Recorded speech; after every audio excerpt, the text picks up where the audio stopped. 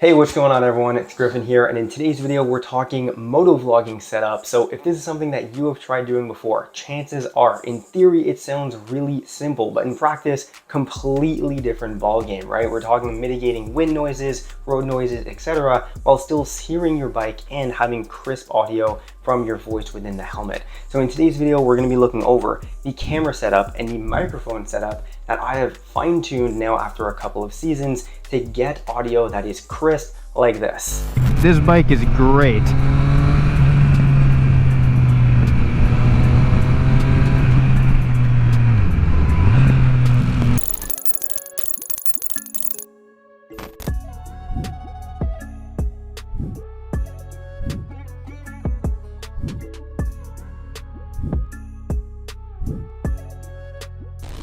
Yeah, so a crappy little mic like this, we'll just throw that off to the side. The next thing you need is a helmet, of course, as well as a GoPro mount. Now, I personally recommend the ones that stick onto the chin and actually have adhesive rather than one like this, which I used to use.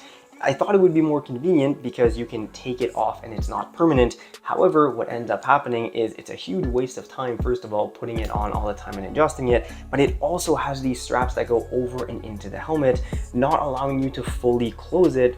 First of all, that's kind of annoying while you're riding, but second of all, it also lets in extra air, which when you're recording right behind the microphone, essentially, it's going to pick up unnecessary and unwanted wind noises. So that is why I personally recommend using one of these stick-on ones like you can see right here on my helmet. Now from here, I already have the stick-on GoPro mount on the chin of this helmet, but we're now gonna go in and install all of the microphone setup within here so that you can see how I've set that up adequately to have the best quality audio possible.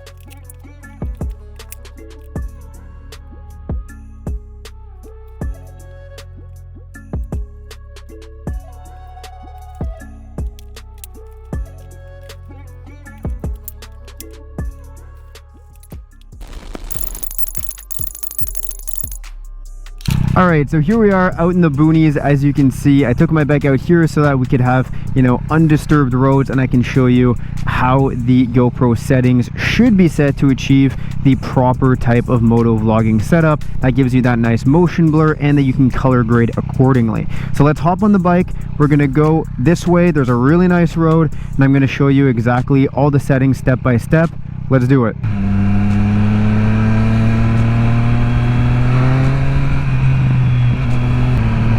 Look at the views. What a beautiful day.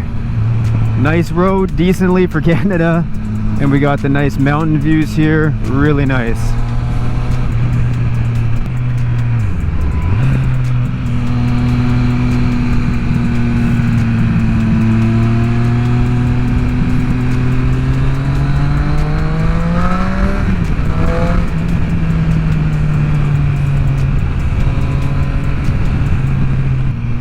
Alright, so first and foremost, before we actually talk even about settings, we need to understand how we're actually going to even be achieving that nice motion blur inside of the GoPro, because that's all done within the camera. It's not done in post-production. So the first thing that you're going to need to do is you're going to have to go out and get yourself some ND filters. Now, ND filters, if you're not familiar with what these are, you can think of them as kind of like sunglasses for your camera, essentially. So you take off the lens of your GoPro and you replace them with one of these filters, and usually the kits you're going to get are going to have various different levels of filtering the sun out. So when it's really sunny like today, I put the highest one, so the ND32 filter. That seems to give me the best results. And the reason why we want this though is because you're going to want to set your shutter speed to around 60, right? And what this is going to do It's essentially going to have your shutter wider open and allow you to have longer frames, essentially. Anyone who's really into cameras, don't hate me in the comments, but that's basically the gist of it. But what ends up happening is if you keep the regular lens on, well, it's going to be completely oversaturated, all right? And that's where the ND filter comes in. You have the camera open, letting in a lot of light onto the sensor, but you're then coming in and somewhat countering that with the filter. So step number one, you need to get get yourself some ND filters. Now from there, the second thing, well, let's just go through all the settings. So I usually just shoot in 4K. That's like ample for basically any TV, anyone who's consuming it on a smartphone, a laptop, even a large HD TV. So I keep it in 4K, and I usually shoot at 30 frames per second. That is really just the standard settings I basically always keep. From there, well, when I'm on my motorcycle, of course I want to get all the surroundings, right? And on a GoPro, there's tons of different settings. There's linear, narrow, wide. I always keep it on the widest, which is for my Hero 10, the super view setting. That way you can get everything from out here all the way up here. It's capturing everything and really giving that nice blur on the sides of the road and the wildlife and the vegetation, right? From there, we're going to go into the ISO. Now, the ISO, we're not going to get technical here, but essentially it allows your camera, within the camera, to increase or decrease how bright the picture is, but from not a manual standpoint, but from a software standpoint. So usually the lower, which is 100, the lowest setting is going to give the best resolution. So I usually set the ISO minimum at 100, and then the higher the ISO, the brighter it is, sure, but it's going to pixelate the image a lot. So I usually put it at maximum 800 or 600 even, depending on how bright it is outside. And then the camera in that setting is going to just be using the ISO within that range. All right, now from there, the next thing we need to look into is white balance. White balance, I usually just keep it at the basic settings and auto. I also usually keep the sharpness at a medium sharpness. That seems to do the trick. We also have the color. I can't remember the exact name of it, but I always keep it at flat so that the camera isn't, you know, putting saturation or whatnot into the film within the camera. I like to do color grading outside in Premiere Pro. In post editing, I usually think that just gives the best results.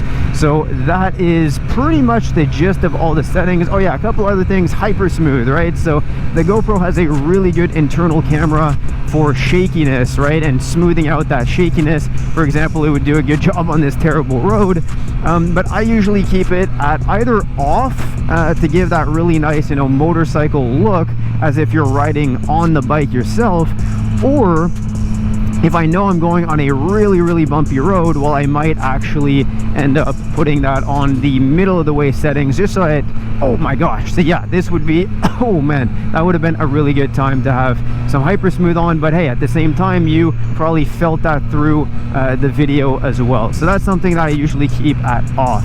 Now from there, well, of course, that is only one component of motovlogging, right? We have, all right, I'm actually gonna stop here though, just so that we can get away from behind this car, and then we'll talk about the audio settings.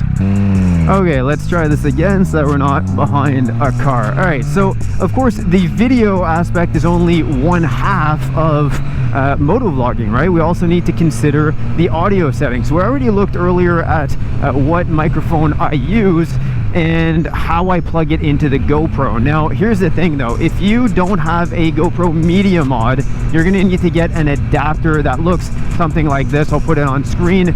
I chose to just go with the Media Mod because I can plug it into mini HDMI and stream it, stuff like that. But you don't need the Media Mod. That being said, when you do use a Media Mod, the audio settings within the GoPro are going to change. So you can't really modify the wind setting. That's going to just gray out, and so does one of the other ones. So it's just going to go directly into the auxiliary port, which is what you want anyways. You want to be capturing that sound right from in here, right behind the helmet is where I have my, I was about to say Blue Panda, my Purple Panda microphone is sitting right there with the dead cat on, and that's really giving me the best results right now.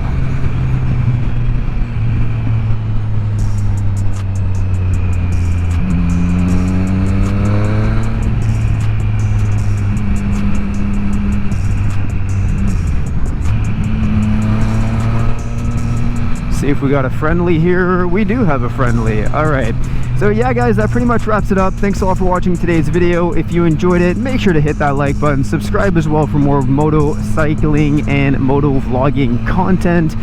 This has been Griffin's Garage. Thanks a lot for watching. Make sure to ride safe, and with that said, I'll see you in the next one.